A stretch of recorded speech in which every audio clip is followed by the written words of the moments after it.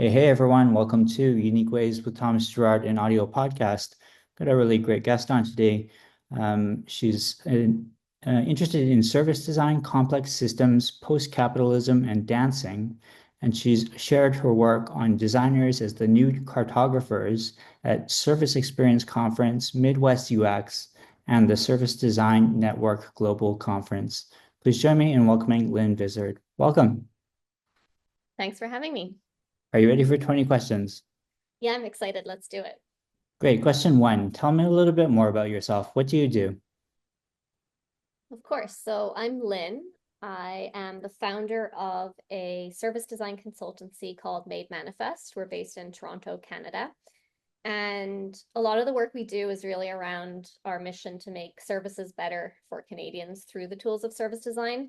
So we've done projects on the experience of getting a blood test done, visiting City Hall to pay your property tax bill, or buying the perfect luxury jewelry gift.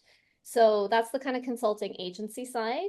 And then I also love to teach and write about service design, run workshops and courses to help people develop their practice. And I write a newsletter called Ask a Service Designer. So the consultancy is also kind of a launch pad for really fun side projects that we get to do. We've done things like ethnography at Canada's largest mall. We've created a facilitation prompts card deck product that's all about creating connection.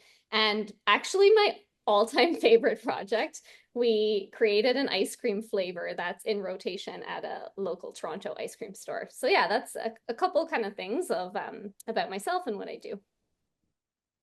Great, thanks. And just a note for the audience, if you guys are interested in the recent episodes, check out our last episode with Liz Danzico. It was a great one. Question two, what's a key piece of knowledge that makes you different?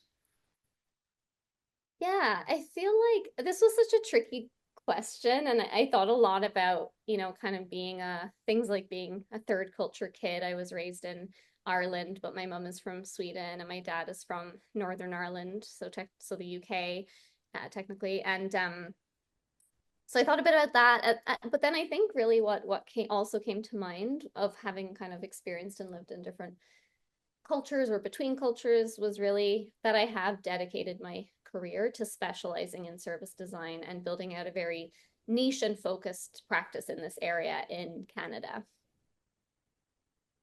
Great. So question three, why this of all things? Why do you do what you do? So once I had this colleague who was an art director who said, "You do what you do because you love people, and I do what I do because I hate them." And I mean, that's obviously a bit of a joke, a bit tongue in cheek, but I really do love people and I love figuring out how things work. So services are kind of the perfect playground for this. There's lots of complexity, people figuring out organizations, kind of how things work, how you can get them to work better. And what I also love about it is services are really all around us. Like they're a huge part of day-to-day life. So whether that's transit or grocery delivery or getting your hair cut or going for a spa day. So I find the service design lens can really be applied to so much, and it keeps things really interesting. Great. So some people struggle with number four. The question is, what does your future look like? Yeah, I know. I had good question for this one.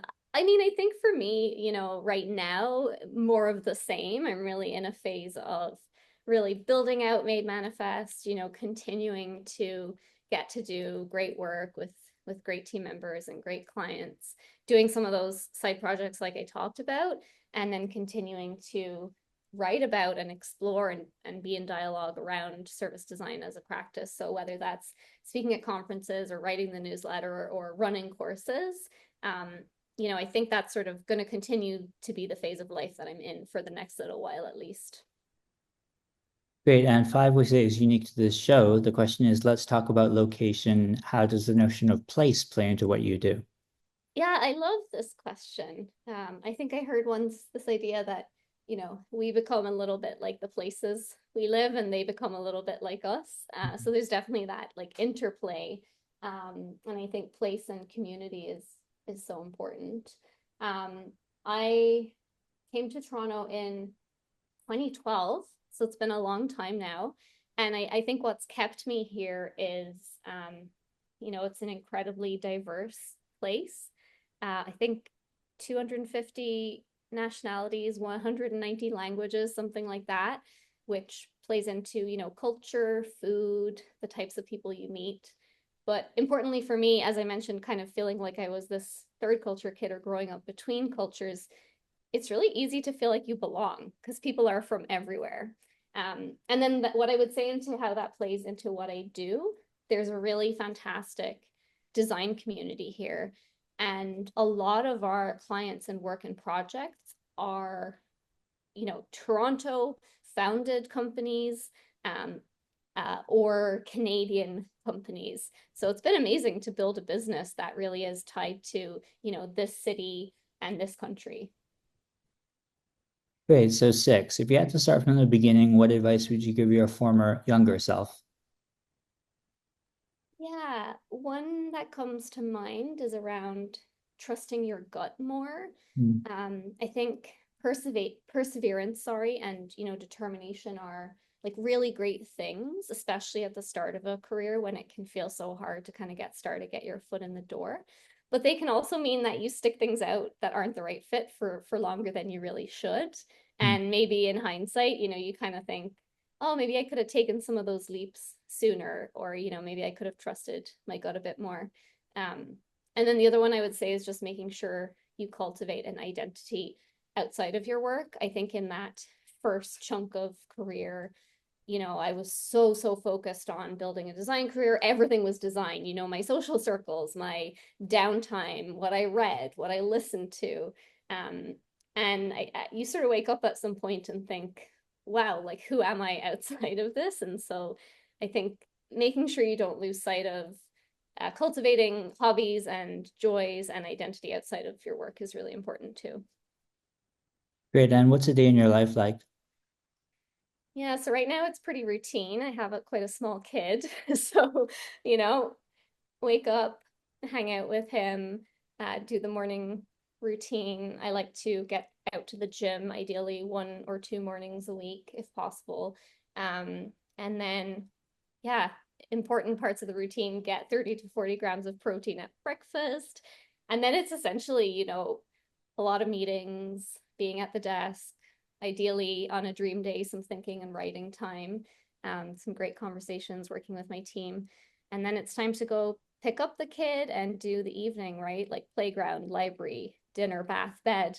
And I usually pretty much by the time he's in bed, I'm pretty wrecked and also go to bed. So in that kind of season of life where a lot of caregiving, pretty routine, but there's a lot of kind of joy and beauty in that, even, some of those more mundane moments.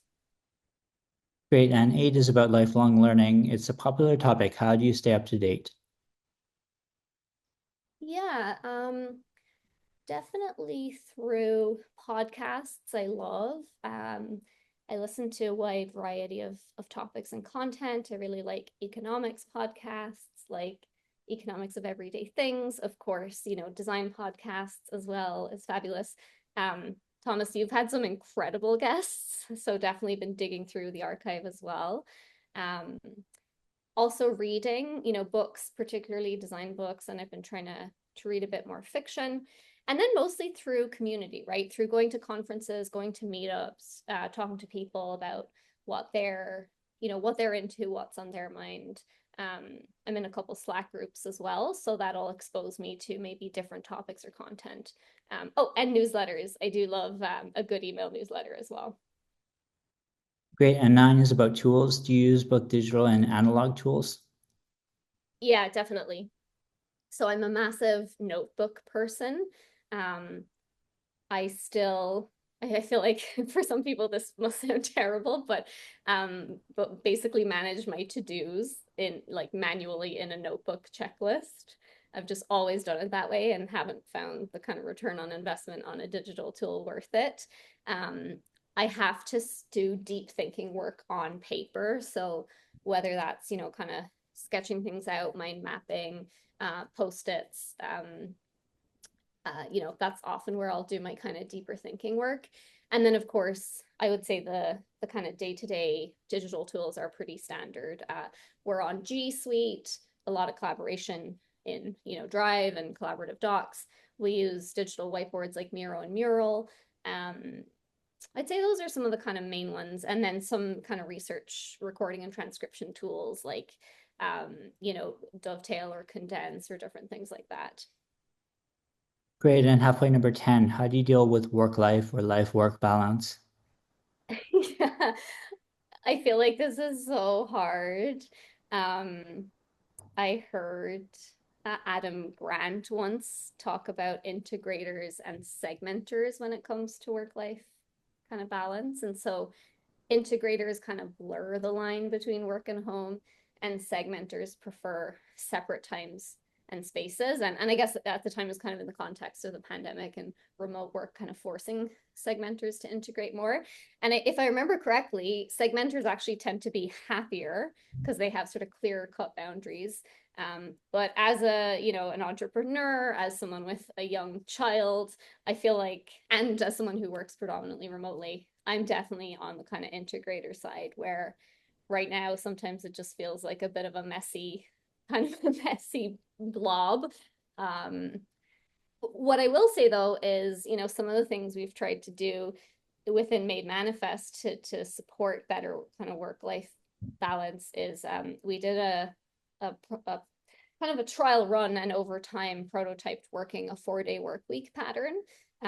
So we have kept that, and I've written a bit about that process, but continually experimenting with ways to set some of those boundaries and try to like reclaim some time back for the life part. Great. And 11, if you weren't doing what you do now, what might you be doing? Oh, there's so many things. I kind of wish I had a million lifetimes to do them all. Yoga teacher, hairdresser. I was actually talking to my hairdresser about like what would it take to retrain and be a hairdresser, and he was like, "Oh, you have to be okay with making very little money for the first while." Um, Dentist was my second choice at the end of high school if I didn't get into design school. I could see myself being an academic. I think just that curiosity that a lot of designers have mean that I could kind of see so many different paths being really interesting and wanting to go and kind of nerd out in all these different areas. Great. And what would you not like to do with your career? Yeah. So a couple things on the design side, never say never, but there was a point at which I was exploring, kind of going into one of the bigger consulting firms, kind of management consulting. And ultimately, I decided it just didn't feel like a fit for me. Obviously, you do get access to incredible clients and budgets and projects. You can have huge impact. But I just remember taking the elevator up in one of those big towers and just feeling like, you know what? I don't think this is the right environment for me. So on the design side, never say never, but the kind of big um, management consulting style, I think would not be for me. And then on the kind of more general side, I had to think hard about this because there's so many things I do think would be fun. But I know that I wouldn't want to be like deeply embedded in the healthcare system. So like doctor, nurse, as someone who sees kind of systems and system dynamics, I just find it way too frustrating to see all the ways in which the system is really broken and not be able to um, change it as radically as I would want to. So I think, those types of healthcare professions would not be for me. Great. And how about a favorite word, quote, or sentence? Yeah, I love this question. Um, I was yeah trying to think. The one that came to mind is kind of funny. It's this quote: "God sends nuts to those who have no teeth." And I'm not personally a particularly religious or spiritual person, I would say, but I've always really found this quite funny and liked it. Um, and it's funny because in preparation for this conversation, I was Googling it and trying to find out, just checking I sort of understood it correctly. And it turns out I've sort of misunderstood it because I've always interpreted this to mean like the universe will send you really difficult challenges and you'll figure out a way around them.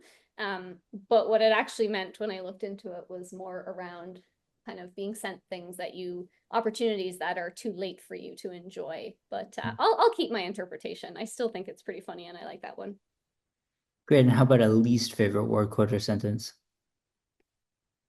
I had to think about this, and what I came up with was, "It's time to get up." I am not a morning person. And I do not like being told what to do. So hearing "it's time to get up" is probably a bad start to my day. Great. And you're choosing one word to describe yourself. What word do you choose? I picked determined. What keeps you up at night? Um, there's periods where work and projects for sure keep me up, really wanting to make sure we're getting the best results and outcomes for our clients, that my team feels well supported, how to solve a sort of gnarly challenge or question. If it's not that, it's sometimes, ideas. I think that's entrepreneurial spirit, having a million ideas and not really having the time or energy to kind of implement and bring all of them to life.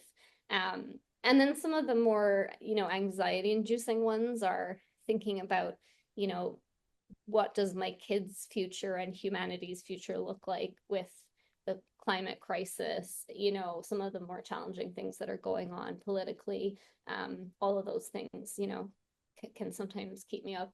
I will say though, I'm a pretty great sleeper, so this is more the exception than the rule. Great. And do you have a dream you're chasing?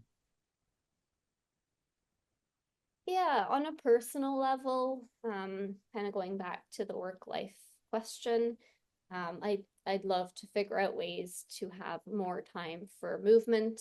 Before I had my kid, I was powerlifting and training quite frequently, multiple times a week, had a coach, very structured. And I found it's been really difficult with, young family business, to have as much time for kind of movement and training as I would like. I am getting out to a dance class once a week, and that's great. But yeah, really, when I think about what I'd love my personal life to look like, definitely more time away from a desk. On the kind of service design or business side, one of the dreams I really have is being able to offer a paid service design apprenticeship. I don't think there's enough good entry level pathways into these careers. And we're not quite at the level where this feels kind of feasible yet, but that's a dream I have kind of more on the business side. Hmm. What inspires you? Um, like big, difficult questions. I think I'll usually have a question I'm trying to tackle through practice for a long time. I was trying to figure out what it looked like to do service design work that really led to implementation. So I love big, gnarly, kind of unsolvable questions, both kind of existential and philosophical on the practice side, on the design side. That inspires me. And then I would say being in dialogue with other practitioners, just really getting to, do things like this and kind of share some thoughts and perspectives, and then hearing other people's perspectives. So, that's one of the reasons I love to write and speak at conferences, teach, because I find there's so much we kind of learn through that dialogue and jamming and riffing with each other. So that really fills my cup if I get to just hang out and kind of nerd out with other practitioners. Great. And 19, any advice you'd like to share?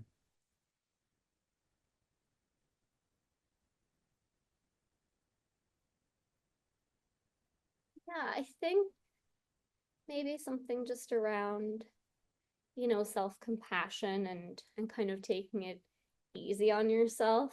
Maybe that's some of the advice I need to hear for myself as well. Um, but yeah, I think life can be busy and challenging in many ways. There's a lot of pressures. I think kind of modern life, technology, all the demands on our attention, just finding that time to slow down, to breathe, to learn some self or nervous system regulation tools. Therapy, if that's something that speaks to people. I think all of those are things that can really be beneficial in all areas of life, and are things I'm continuing to kind of cultivate for myself. And then maybe relatedly, just finding ways to find joy, going back and committing to being at dance class, once a week was a way for me to recommit to just doing things that are fun. Mm, great. And finally, number 20, how can our listeners keep tabs on you and what's our call to action? Yeah, so I would love if folks want to sign up to the newsletter. It's called Ask a Service Designer. I have a tiny URL set up, so it's tinyurl.com/ask a service designer.